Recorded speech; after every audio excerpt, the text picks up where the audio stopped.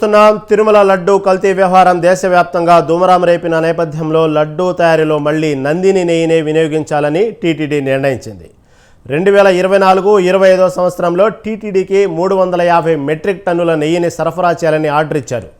Kilo Nandini నెయ్యిని 478 రూపాయల చొప్పున టీటీడీ కేఎంఎఫ్ నుంచి కొనుగోలు చేయనున్నది.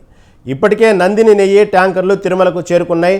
టీటీడీకి లడ్డూల తయారీ కోసం పంపే నందిని నెయ్యి వాహనాలకు జీపీఎస్ వ్యవస్థ ఏర్పాటు చేసింది.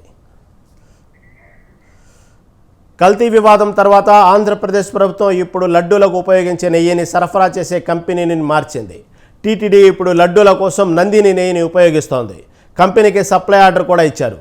కర్ణాటక మిల్క్ ఫెడరేషన్ ఇప్పటికే టీటీడీకి నందిని నెయ్యిని సరఫరా చేసింది. ఇప్పుడు 3 అదనపు ట్యాంకర్ల కోసం ఆర్డర్ చేసింది.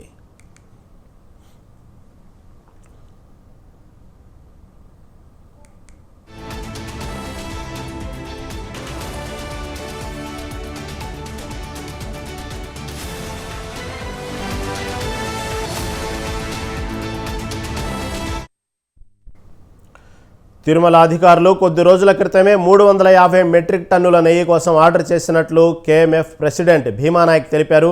ఆవు నెయ్యిని మాత్రమే తిరుమలకు సరఫరా చేస్తామని హామీ ఇచ్చామని చెప్పారు. నందిని నెయ్యికి డిమాండ్ ఉందని, అందుకే ఇకపై టీటీడీకి పంపే నెయ్యి వాహనాలకు జీపీఎస్ వ్యవస్థను ఏర్పాటు చేసేందుకు ఏర్పాట్లు చేస్తున్నట్లు భీమానాయక్ తెలిపారు. నెయ్యి వాహనాలు వెళ్లే మార్గ మధ్యంలో ఎలాంటి అవాంఛనీయ ఘటనలు జరగకుండా జాగ్రత్తలు తీసుకుంటున్నట్లు చెప్పారు.